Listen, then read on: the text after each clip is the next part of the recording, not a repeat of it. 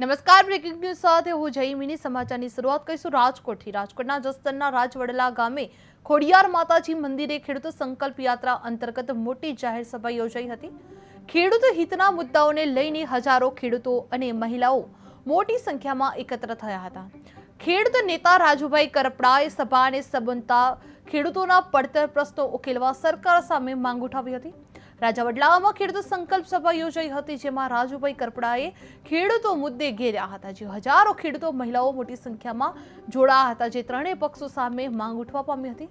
ખેડૂતો માટે ખાસ પેકેજની પણ માંગ કરવામાં આવી હતી। જે હજારો ખેડૂતો મહિલાઓ મોટી સંખ્યામાં જોડાયા હતા, જેમાં ખેડૂત સંકલ્પ સભા યોજાઈ હતી। જે રાજવડલામાં ખેડૂત સંકલ્પ સભા યોજાઈ રહી હતી, જેમાં રાજુભાઈ કરપડાએ ખેડૂતો મુદ્દે ઘેર્યા હતા। જે હજારો ખેડૂતો મહિલાઓ મોટી સંખ્યામાં જોડાયા હતા, જેમાં ત્રણેય પક્ષો સામે માંગ ઉઠવા પામી હતી। ખેડૂતો માટે ખાસ પેકેજની પણ માંગ કરવામાં આવી રહી હતી।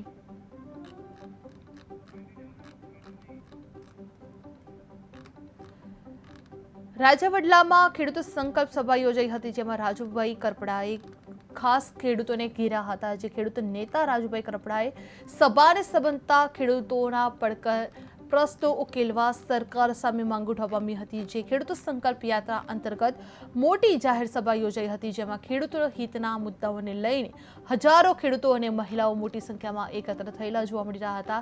જે જસદણના રાજવડલા ગામે ખોડિયાર માતાજી મંદિરે ખેડૂત સંકલ્પ યાત્રા અંતર્ગત યોજાઈ હતી, જેમાં મોટી જાહેર સભા યોજાઈ હતી। જે ખેડૂત હિતના મુદ્દાઓને લઈને હજારો ખેડૂતો અને મહિલાઓ મોટી સંખ્યામાં એકત્ર થયેલા જોવા મળી રહ્યા હતા। જેમાં ખેડૂત નેતા રાજુભાઈ કરપડાએ સભાને સંબોધતા ખેડૂતોના પડતર પ્રશ્નો ઉકેલવા માટે સરકાર પાસે માંગ ઉઠાવી હતી। જે રાજવડલામાં ખેડૂત સંકલ્પ સભા યોજાઈ હતી।